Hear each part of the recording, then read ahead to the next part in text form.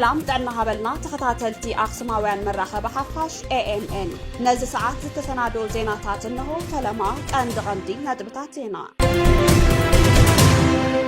قفا مناسي سلاماون وتهدراون قالس زدخم إيلوم تنتنت بوليتيكا بتنتانا كندسسوينا كادرتات حوحات قبل الحتو فتحي قداي قتلت زودو هافتو ترر متنقطع أم حلاليفهم باسبورت نمركاب بجزاوي من محدار تجراي محتم كهلو زجدد حدش قدما كنت النزيجاتات الشغيلو تبهيلو أب سوماليا زركبو هتانات حزرة مقبن تعنان يقالعو كمزلو تحبيرو نايزيو من كالوتن زرزر كسعبيو سنة مكتتال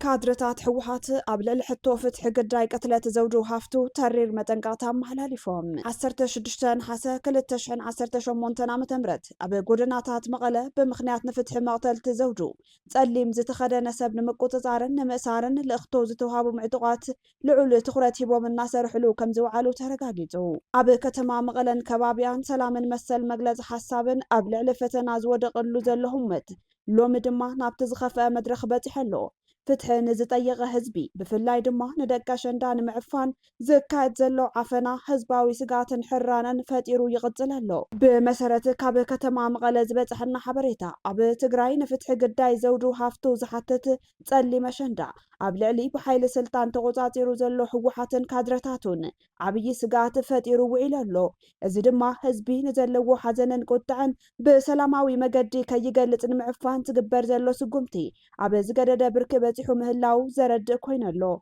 أبي كتما مغلن كبابيان نتي نسمونات بوعي ناتغازل زتنح أجندا فتحي نقداي قتلت زودو هافتو نابزت حلالخة بوليتيكاوي قلولاو تشغاقيرلو أبت كلل سلطان تشبيتو زلو قجل حوحات اتي بمخنيات زتوهابه قوقين وقانن فرديز حزن حزبي بفلاي دما دكا أشندا حزنن كي قلتان نفتح كي قالسان بمعفان تقليم أشندا كي خدنا كالكيلوان وعلو نايز مرايا دما أب كتما مايتجهو تقليم أشندا نمنتاي تخدينكي أب محبراوي مرخبتاتس نمنتاي بزعبات تقليم أشندا تحكي بمبال سلام قرماي زتبهالت قوال أشندا ناب مسار كمزاتوت كاب كتما ماجو زوجو حبريتاتا ترديوم ازي قفعزي اب منسياتن ابت محبرسبن لعل قطع انتلن اب لعلتهم قبرت حدقت فاتيرو يركب تباهيلو حتو هزبي نفتحي بقلبتن بعدكن كتنح اي كالن سلا فتح دقا نستيو زلعال حتو قطالو يكبلا بمخنات سقات سمن زي قلتا كينت دقا نستيو قليتن بزوحات كينت دقا نستيو تقراي نمحراي ميساشن داخل التشحن عصرت شمونتنا متمرت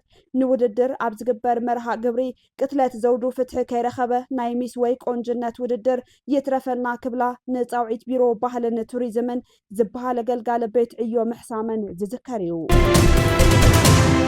باسبورت نمركاب بجزاوي من محدار تجراي محتم كله زجدد حدش قدما كنت نزيقات شغلو تفتيرو أبيات عيو أو وهبا قلقالوت وساني كنت تجراي زسر حسب مياه نزي سقمتي هزبي بخلتها بتريز وقعيو كبلو نغيفهم اتاب تجراي سلطان بحالته قزاتيرو زل حوحات بمنغستي إثيوبيا أفلطو بزي مهلاو كاب تجراي نابادي سابا كيدوم أقلقلوت باسبورت زحطو تغارو محدراتهم بمهتم جزاوي من محدارن تزيت سنيو تقبالنت كم زي بلو أقلقلوت إميغريشن زيغنتن إثيوبيا أفليتو إذا دما كاب إثيوبيا نابسدت بزي حقاوي منقد كاب زقو عزو سبات اتوم 400 كاب تجراي بزي حقاوي منقد كواتو ممارتي كم زوسدو بسقاتن كناتن قطباو تقامن تدفيوم كاب عدوم كواتو يقددو كم زلو سندات حبيروم اتي هزبي كاب حدقان موطا كال حدقان ناقاتمو بتدقاقامي أبزخفة معليا بوليتيكاو تقام كتحل يقبرو كم زلو تكاليزو أقلقلوت إميغريشنن زيغنتن إثيوبيا كاب كلل تقراين أبادي ساباتن كساغيسوم نأوها هبا باسبورت وين زتفلالي أقلقلوتات سندات الزغربو زيقاتات اتوم سندات بجزاوي من محدار تقراي مرقاقت مهتم كعرفهم كم زلو أفليتو إذا دما بسنك سقات كينات نسدت كاب تقراي نموتا باسبورت كحتو نزدليو زيقاتات عبي انقفات فتير اللو تباهلو أبيات عيو وهبا قلقالوت وسان كنت تقراي زسر حسب مياه كم زقالتو إذا عينة سقمتي هزبي بخلتها بترز وقعن زيقاتات بزي حقاوي منقدي نابسدت كم روحو زدفاف إن يوكبلو نغيفهم بتوساخي تبطابات كم زحبرو كاب إثيوبيا نابسدت بزي حقاوي منقدي كاب زقو عزو سبات اتوم 400 زخونو ካብ ትግራይ ዝወፅዮም ተባሂሉ እዚ ድማ ብስጋት ኩናትን ሳዕቤን ቁጠባዊ መነባብሮን ምክንያት ጥራሕ ዝፍጸም ዘሎ ምንቅስቃስ ዘይሕጋዊ ስደት ክልከላ ፓስፖርት ብምክንያት ዘይሕጋዊ ማህተም ካብ ኣብ ትግራይ ዘሎ ምምሕዳር ስለ ዝወሃቦም ምዃኑ ሰነዳት ኣገልግሎት ኢሚግሬሽን ዜግነት ኢትዮጵያ ኣፍሊጡ ኣብ ትግራይ ዝቐጸለ ሓይላዊ ምሕደራ ካብ ታሪኻዊ ንግዲ ባርያ ንላዕሊ እዩ ክብሉ ምሁራት ታሪኽ ገሊጾም ናይ ትግራይ መዓልቲ ምብቃዕ ጨቋን ስርዓት መዓዝ ይኹን ሕቶ ምሁራትን ግዳያትን ኣብ ዓለም ለኻዊ መዓልቲ ዝኽሪ ንግዲ ባሮት ምብቃዕ ኣመልኪቶም ምስ ክፍለ ዜና ኣክሱማውያን መራኸቢ ሓፋሽ ጻንሒት ዝገበሩ ምሁራት ታሪኽ ንግዲ ባርያ እንታይ እዩ ዝብል ንዝቐረበሎም ሕቶ ንግዲ ባርያ ማለት ሰባት ተገዲዶም ድሌት ካልኦት ሰባት ከማልኡ ዝገብር ሰብኣዊ መሰሎም ዘጠሓሰ ተግባር ምዃኑ ኣብሪሆም እቶም ምሁራት ተሓሒዞም ከም ዝገለጽዎ ኣብ ትግራይ ብኣዋጅ ዝተደንገገ ጥሕሰት ሰብኣዊ መሰል ህዝቢ ባርያ ኮይኑ ናይ ሓደ ውድብ ኣገልጋሊ ኮይኑ ክነብር ሓይላዊ ምሕደራ ልዕሊ ኣብ ዓለምና ዝተፈጸመ ታሪኻዊ ንግዲ ባርያ ምዃኑ ሓቢሮም እቶም ምሁራት ታሪኽ ከም ዝሓበርዎ ኣብ ዘመነ ንግዲ ባርያ ህዝብታት ኣብ ዘይሰልጠኑሉን ዓለማዊ መሰል ደቂ ሰባት ኣብ ዘይተመስረተሉን እዋን ሓደ ሓያል ኣብ ልዕሊ ዓቕሚ ዝረኸበሉ ካልእ ወንጀላት ክፍጽም ከም ንቡር ክረአ ይኽእል ይኸውን ኣብ ትግራይ ዲሞክራሲን መሰልን ንዝፈልጥ ማሕበረሰብ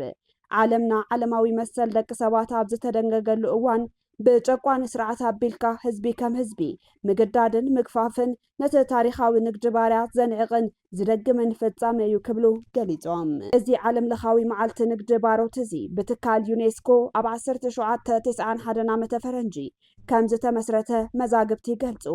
ኣብ ሴንት ዶሚንግ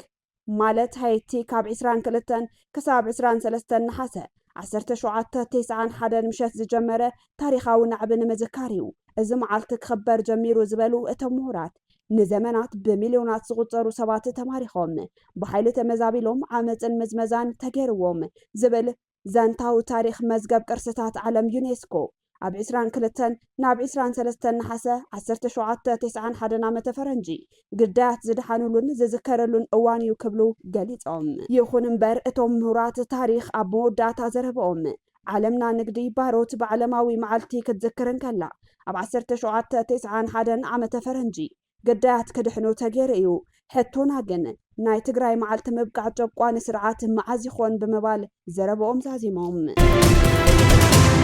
ኣብ ሶማልያ ዝርከቡ ህጻናት ንሕጽረት መግበን ጥዕናን ይቃልዑ ከም ዘለው ተሓቢሩ ትካል ህጹጽ ሓገዝ ህጻናት ውድብ ሕቡራት ሃገራት ዩኒሴፍ ኣብ ዝሃቦ መግለጺ ቀድሚ ሕዚ ተራዩ ብዘይፈለጥ መንገዲ ኣህጉራዊ ሓገዛት ብምቁራጾም ኣብ ሶማልያ ልዑል ሕጽረት መሰረታዊ አገልግሎታት የጋጥም ከም ዘሎን ብኣማይ ዝቁጸሩ ትካላት ሕክምና ብምዕጻዎም በሚልዮናት ዝቁጸሩ ህጻናት ንጽኑዕ ሕማማት ሕጽረት መግበን ይቃልዑ ከም ዘለውን ዩኒሴፍ ገሊጹ ወሃብ ቃል ዩኒሴፍ ጄምስ ኤልደር ኣብ መግለጺኦም ከም ዝሓበርዎ ብሰንኪ ሕጽረት በጀት ኣብ መላ ሶማልያ 205 ማዕከላት ጥዕናን መግበን ተዓጽየን ይርከባ ኢሎም ኣብዚ ዓመት እዚ ኣብ ሶማልያ ኣስታት 1.9 ሚልዮን ህጻናት ብሕጽረት መግቢ ክጥቅዑ ከም ዝኽእሉ እቲ ትካል ዝገመተ ኮይኑ ካብዚኦም እቶም 500,000 ብጽኑዕ ሕጽረት መግቢ ዝተጠቅዑ እዮም ነዚ ስዒቡ ዩኒሴፍ ኣህጉራውያን ሓገዝቲ ውድባት ሓገዞም ብህጹጽ ከወፍዩ ጻውዒት ተቕሪቡ ከም ዘሎ እቲ ሓበሬታ ኣረዲኡ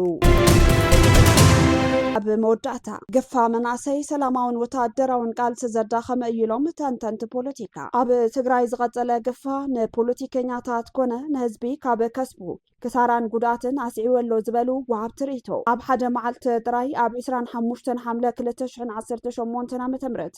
ኣብ ሸረሪና ዝተኻየደ ኩናት ብሰራዊት ኢትዮጵያ ዝተማረኹ ተጋሩ መብዛሕትኦም ተገፊፎም ናብ ኩናት ዝኣተው ብምዃኖም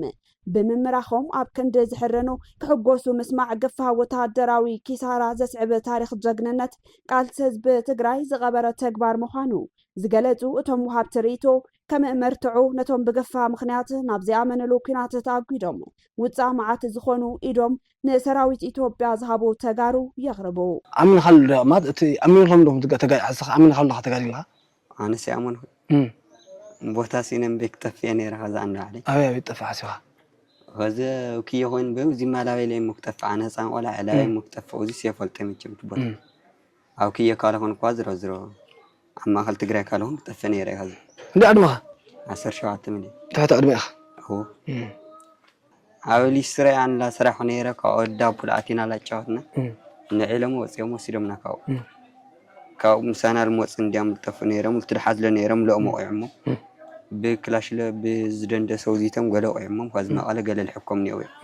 كم سلطنيا قالوا كاولا أوسب لا فرح لبل حديقول أنا سمعت سعيد يعني قاعد حركة عملت يوم في فمني حدا من هيدا بقى أنس قلت تلاص ده سيلن بقى يترهن عمين كاتوصلن بقداش توصلن شفرني قاعد حر أثار عم هجبر سيلة ننوع خجلة بنامن كده ከምኡውን ግፋ ሰላማዊ ቃልሲ ዝዓፀወ ዘይሓላፍነታዊ ስጉምቲ እዩ ክብሉ ውሃብ ትርኢቱ ኣብ ዘቕረብዎ ዝቐፀለ ሓሳብ ድማ በዝሒ ቁፅሪ መናእሰይ ገፊፍካ ኣብ መዕለሚ ማእከላት ስለ ዝረኸብካ ከም ቀደማይ ኮናን ተዳሊና ኢና ብዝብል ፕሮፓጋንዳ ንዝመፁ ፃዊታት ሰላም መንገዲ ዝዓፀወ እዩ ግፋ ይብሉ እቲ ናይ መወዳእታ ኣብ መፈለምታ ወርሒ 2018 ዓ.ም ኣብ መቐለ መብፃሕ ዝገበሩ ኣምባሳደር ኣሜሪካ ኣብ ኢትዮጵያ እታ ኣብ ትግራይ ስልጣን ሒዙ ብደረጃ ፕሬዝደንትነት ዝመርሕ ዘሎ ዶክተር ደብረጽዮን ገብረ ሚካኤል ምስ ኣምባሳደር ኤርቪን ማሲንጋ ከይራኸብ ብምግባር ሰላም ተሓሲሙ ይብሉ ቀፂሎም ድማ እቲ ኣምባሳደር ምስ ነበር ፕሬዝ ከምኡውን ግፋ ሰላማዊ ቃልሲ ዝዓፀወ ዘይሓላፍነታዊ ስጉምቲ እዩ ክብሉ ውሃብ ትርኢቱ ኣብ ዘቕረብዎ ዝቐፀለ ሓሳብ ድማ በዝሒ ቁፅሪ መናእሰይ ገፊፍካ ኣብ መዕለሚ ማእከላት ስለ ዝረኸብካ ከም ቀደማይ ኮናን ተዳሊና ኢና ብዝብል ፕሮፓጋንዳ ንዝመፁ ፃዊታት ሰላም መንገዲ ዝዓፀወ እዩ ግፋ ይብሉ እቲ ናይ መወዳእታ ኣብ መፈለምታ ወርሒ 2018 ዓ.ም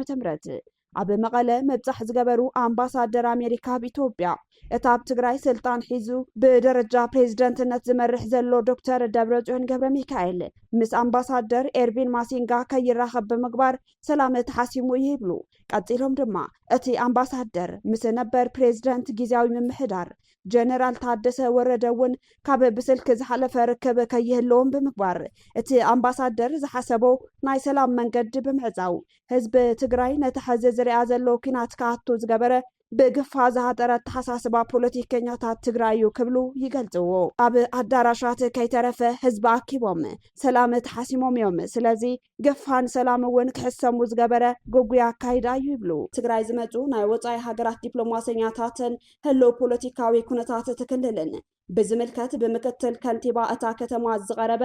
ትንተና ኣብ መንጎ ተዓደምቲ ምሁራን ዓብይ ኣጀንዳን ክትዕን ፈጢሮሎ ምክትል ከንቲባ ከተማ መቐለ ኣይተ ኣብርሃ ኣማረ ኣብቲ መድረኽ ኣብ ዝሃብዎ መግለፂ ናብ ትግራይ ዝመፁ ዘለዉ ናይ ወፃኢ ሃገራት ዲፕሎማስያኛታት ንናይ ባዕሎም ረብሓ ጥራሕ ከም ዝመፁ ብምግላጽ ዲፕሎማስያዊ ረኽቢ ትግራይ ብምዕፃው ህዝቢ ናይቲ ብሓይሊ ስልጣን ሒዙ ዘሎ ጉጅለ ሕወሓት ግዙእ ኮይኑ ክቕፅል ይገብረሎ ብምባል ተሳተፍቲ ቅሬታ ኣቕሪቦም እዚ መግለፂ እዚ ድማ ኣብቲ መድረኽ ንዝተኣከቡ ብዙሓት ምሁራንን ሰራሕተኛታትን መንግስትን ዘገረመን ዘተሓሳሰበን ምዃኑ ተሓቢሩ ኣሎ ኣይተ ኣብርሃ ኣማረ ኣብ ዘስምዕዎ ዘረባ ዝኾነ ይኹን ናይ ወፃኢ ሓይሊ ወይ ሃገር ንናይ ባዕሉ ፖለቲካዊ ወይ ኢኮኖሚያዊ ረብሓ እንተዘይኮይኑ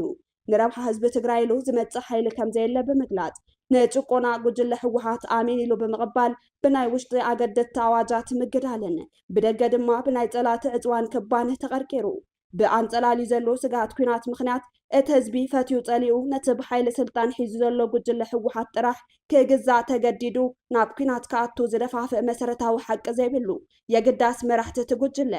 ንባዕሎም ረብሓ ክብሉ ዝኣተውዎ ናይ ህልኽ ፖለቲካ ናትካ እዩ ኣሚንካ ተቓለስ ዝብል ፕሮፓጋንዳ ብምጥቃም ነቲ ምሁር ክፋል ማሕበረሰብ ብዕውር ፖለቲካ ክመርሕዎን ከፈራርሕዎን ብዕቱብ ይሰርሑ ከም ዘለው ቁልጭ ኣቢሉ ዘርኢ ዘረባ ኮይኑ ኣሎ ብመሰረት ሓበሬታ እቲ መድረኽ ምክትል ከንቲባ ኣይተ ኣብርሃ ኣማረ ነቲ ጉዳይ ብዝበለፀን ተብርሁ ከም ኣምባሳደር ኣሜሪካ ኣብ ኢትዮጵያ ኤርቪን ማሲንጋ ወይ እውን ከም ፍሉይ ልኡኽ ሕብረት ኣፍሪካ ኦሉሴጉን ኦባሳንጆ ዝበሉ ዓበይቲ ኣካላት ናብ ትግራይ ንሰለሰላ ንምዝርራብ ዘካይድዎ ዘለዉ ምንቅስቓሳት ንናይ ባዕሎም ረብሓ ጥራሕ ዝግበር እዩ ብምባል ገሊፆምዎ እዚ ዓይነት ትንተና ካብ ተመክሮታት ዝረሓቐን ዲፕሎማስያኛታት ናብ ትግራይ ኣትዮም ኣብቲ ክልል ዘሎ ህዝባዊ ዓፀቦታትን ፀገማትን ከይፈትሑ መንገዲ ዝዓፁ ዘረባ ምዃኑ እዩ ዝግለጽ ዘሎ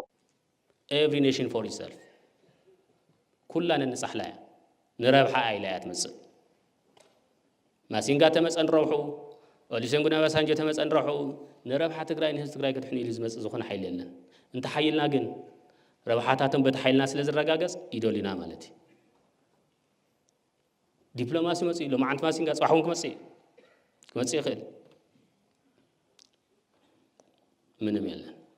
ምሕያል ካብ ኣኽሱማውያን መራኸቢ ሓፋሽ ናይዚ ሰዓት ዜናታት ክትከታተሉ ጸኒሕኩም ንምክትታልኩም ነመስግን ምስ ዝተረፉ መደባትና ሰናይ ጊዜ